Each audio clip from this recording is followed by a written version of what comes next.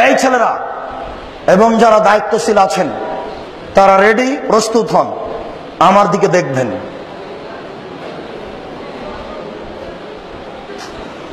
আল্লাহু আকবার বলে সালাতে দাঁড়াতে হবে। হাত দুটি এইভাবে উঠবে। আল্লাহু আকবার বলার পূর্বে দুটি কথা। পেশাব পায়খানার প্রয়োজন থাকলে সেরে আসুন। পেশাব পায়খানার পরে পানি দিয়ে পবিত্রতা অর্জন করুন। পানি না থাকলে ঢেল বা টিস্যু পেপার। আগে ঢেল, টিস্যু পেপার, পরে পানি, এ কথা মিথ্যে। আগে ঢেল, টিস্যু পেপার, পরে পানি, এ কথা মিথ্যে। পানি নেই, ঢেল টিস্যু পেপার দিয়ে পবিত্রতা অর্জন করতে হবে, এ কথাই ঠিক। ঢেল টিস্যু পেপার নিয়ে 40 কদম হাঁটা নোংরামি। পায়ের উপরে পা উঠানো এবং খক খক করে কাশা, এটা একটা হায়া লজ্জা না থাকার প্রমাণ। সাথে সাথে আপনি এখনই বললেন যে হাঁটুর উপরে কাপড় উঠলে ফরজ তরক হয়, তো আপনি ঢেল নিয়ে 40 কদম হাঁটেন কি করে?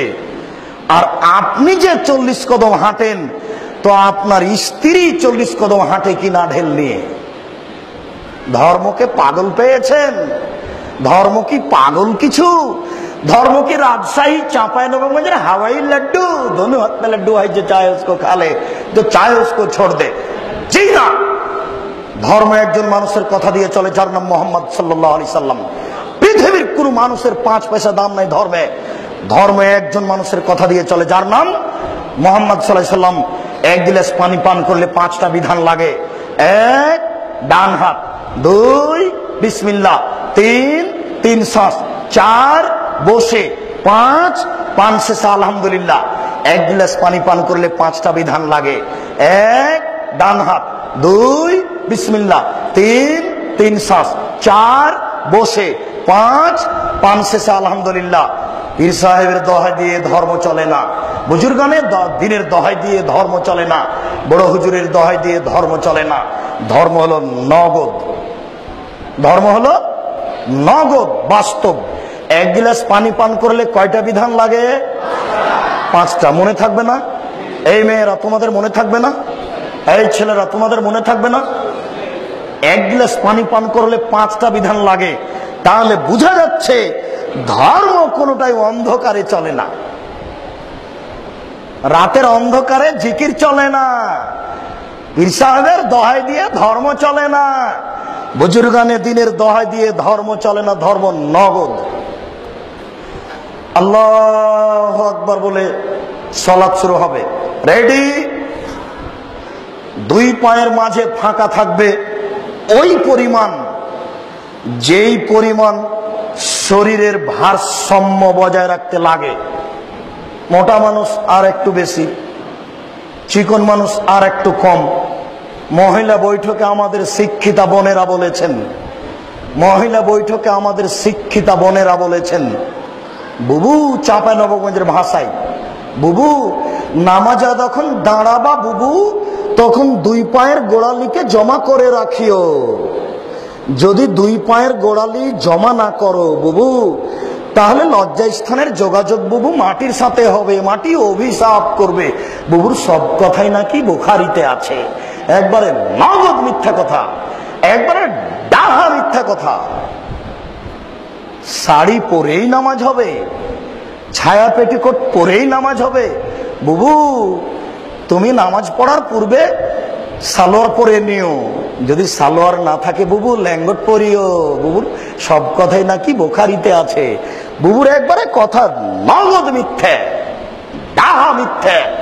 কিয়ামত পর্যন্ত বুবুর কথা সত্য হবে না। শুনেন, পুরুষ নারী তার শরীরের ভারসাম্য বজায় রেখে দাঁড়াবে। কথা বুঝাতে পারি না? আল্লাহু আকবার বলে আঙ্গুলগুলি জমা জমা করবে। হাত দুটি থুতনির নিচে আসবে না, হাত দুটি কানের কাছে যাবে না, হাত দুটি থাকবে কাঁধ সামনাসামনি। বুঝাতে পারছি না? আল্লাহু আকবার বলে ডান হাতের কবজি বাম হাতের কবজির উপরে রাখতে হবে। মেয়েরা কিন্তু এইভাবে রাখে, একবারে নগদ ভুল। কিভাবে হবে? এইভাবে। আমি মনে হয় বুঝাতে পারি না। তবে আর একটা জায়েজ এইভাবে, সেটা বাহুর ওপরে বাহু, দুটাই সহিহ হাদিস। এইটা সংখ্যা, হাদিস সংখ্যা বেশি, বুঝা যায় না? এরপর বুকের উপরে রাখেন। মহিলাদের বুকে, পুরুষদের নাভির নিচে একবারে নগদ মিথ্যা কথা। সবারই বুকের ওপরে নাভির নিচে বাঁধেন। তিনটি হাদিস আছে, তিনটি ঠিক নয়। বাঁধেন না বাঁধেন সে কথা আমি বলি না, আপনি বাঁধেন। আপনার বাঁধা আমি বন্ধ করতে আসিনি, আপনি বাঁধেন, বুকের ওপরে বাঁধেন। চারটি সহিহ হাদিস। নাভির নিচে বাঁধেন, তিনটি জয়ীফ হাদিস। পুরুষ নারী সবই সমান, সবাই বুকের ওপরে বাঁধবে, সবাই নাভির নিচে বাঁধবে। নারী বুকে, পুরুষ নিচে, এই ভাগ কি করে হলো? একবারে নগদ মিথ্যে। বুকে হাত বেঁধে প্রথমে সুবহানাকা আল্লাহুম্মা ওয়া বিহামদিকা ওয়া তাবারাকা ইসমুকা ওয়া তাআলা জাদ্দুকা লা ইলাহা গায়রুক চলবে। আল্লাহুম্মা বা'id বাইনি ওয়া বাইনা খাতায়ায়া কামা বা'আতা বাইনাল মাশরিক ওয়াল মাগরিব। আল্লাহুম্মা নাক্কিনি মিনাল খাতায়া কামা ইয়ানাক্কা সাবুল আবিজু মিনাদ দানাস। আল্লাহুম্মা আগসিল খাতায়ায়া বিল মাই ওয়াস সালজি ওয়াল বারাদ। খুব পাওয়ারফুল দোয়া, খুব গ্রহণীয় দোয়া। আল্লাহ, তুমি আমার পাপকে দূরত্ব রাখো, পূর্ব এবং পশ্চিমকে যত দূরত্বে রেখেছো।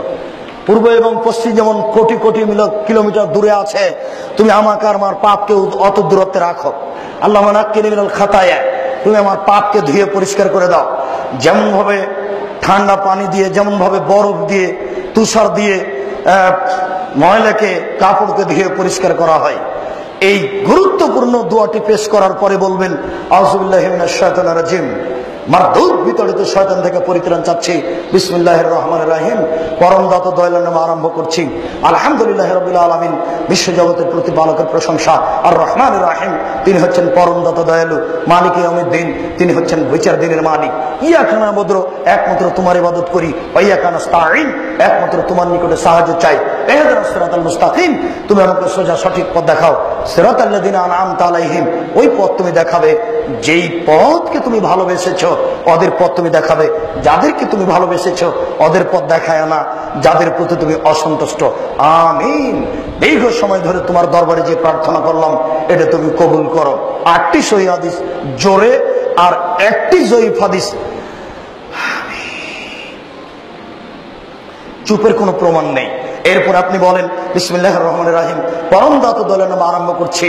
যে কোনো সূরা, কুল হুয়াল্লাহু আহাদ। হে নবী, আপনি বলুন আল্লাহ একক, আল্লাহুস সামাদ, আল্লাহ নিরপেক্ষ মুখাপেক্ষীহীন। লাম ইয়ালিদ, তিনি কাউকে জন্ম দেননি। ওয়া লাম ইউলাদ, তিনি কারো থেকে জন্ম নেননি। ওয়া লাম ইয়াকুল লাহু কুফুয়ান আহাদ, তার সমকক্ষ কেউ নেই। আল্লাহু আকবার। হাত এই পর্যন্ত উঠিয়ে, ছেড়ে খুলে এই পর্যন্ত উঠিয়ে, ওইভাবে উঠিয়ে ছেড়ে দেন, দিয়ে রুকুতে যান। রুকুতে যাওয়ার পূর্বে কয়েকটি কথা। হাত দুটি রডের মতো সোজা হয়ে থাকবে, আঙ্গুল খোলা খোলা থাকবে, আঙ্গুল দিয়ে হাঁটুকে চেপে ধরে থাকবেন। পিঠের লম্বা হাতটা রডের মতো সোজা থাকবে। মেয়েরা যখন রুকু করে তখন পিঠটা এরকম বাঁকা হয়ে থাকে, উটের মতো, উটের কুজের মতো উঁচু হয়ে থাকে। এরকম চলবে না, এতে নামাজ হবে না। একবারে সোজা রডের মতো থাকবে, মাথা উঁচুও হবে না, মাথা নিচুও হবে না। এই দেখেন, আল্লাহু আকবার। সবাই তো দেখতে পাবেন না, দাঁড়ালে তো সবাই দেখতে পাবেন না।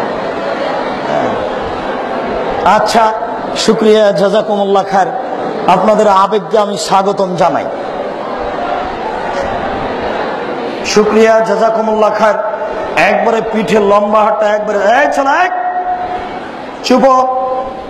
পিঠের লম্বা হাতটা একবারে সোজা হবে, মাথা উঁচুও হবে না, মাথা নিচুও হবে না, একটু 19-20 হলে রুকু হবে না। এরপর আপনি বলেন সুবহান রাব্বিয়াল আযীম, উঁচু আল্লাহর পবিত্রতা বর্ণনা করি যতবার ইচ্ছে। সুবহানাকা আল্লাহুম্মা রাব্বানা ওয়া বিহামদিকা আল্লাহুম্মা আগফিরলি, প্রশংসা সহকারে তোমার পবিত্রতা বর্ণনা করি, তুমি আমাকে ক্ষমা করো যতবার ইচ্ছে। আরো দোয়া। এবার সিজদায় চলেন।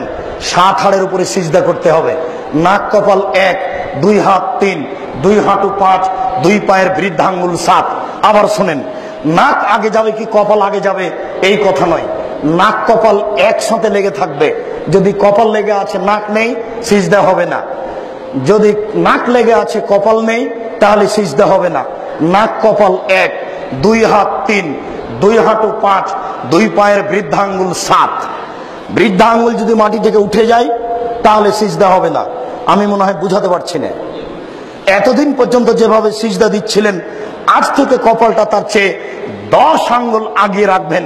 পিঠের লম্বা হাতটা যেন একবারে সোজা হয়ে থাকে, কোনোই দুটি এভাবে উঠিয়ে রাখবেন। বুকের নিচ দিয়ে যেন ছাগলের বাচ্চা পার হতে পারে। ওই যে চাঁপাইনবাবগঞ্জের শিক্ষিতা বুদ্ধিমতী মহিলা বলেছে, বুবু যখন সিজদা করতে যাবা বুবু, হাতি যেমন মাটিতে পড়ে যায় তেমন মাটিতে পড়ে গিয়ে বুককে উরুর সাথে লাগিয়ে আঁটো সাঁটো হয়ে সিজদা করিও বুবু। যদি বুককে উরু থেকে পৃথক রাখো বুবু, তাহলে স্তন ঝুলন্ত থাকবে বুবু, পর্দার ব্যাঘাত ঘটবে। বুবুর সব কথাই নাকি বুখারীতে আছে, একবারে নগদ মিথ্যে। পুরুষ নারী একই ব্যাপার, যেন ছাগলের বাচ্চা পার হতে পারে বুকের নিচ দিয়ে। সুবহান রাব্বিয়াল আলা যতবার ইচ্ছে উঠে আসেন, আল্লাহুম্মা আগফিরলি ওয়ারহামনি ওয়াহদিনি ওয়াফিনি ওয়ারজিকনি।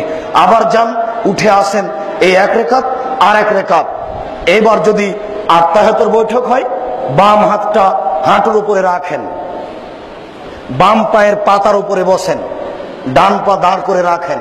আর যদি সালামের বৈঠক হয়, তাহলে বাম পাটা ডান দিকে বের করে দেন, আর পিছন নিতম্ব মাটির উপরে রাখেন। বাম হাতের আঙ্গুল এইভাবে জমা জমা করে রাখেন, ডান হাতের কনিষ্ঠ আঙ্গুল দুটি জমা করেন। এরপর 3 নম্বর আঙ্গুলের নখের উপরে বৃদ্ধাঙ্গুলের পেট রাখেন। রাখেন তো দেখি আপনারা।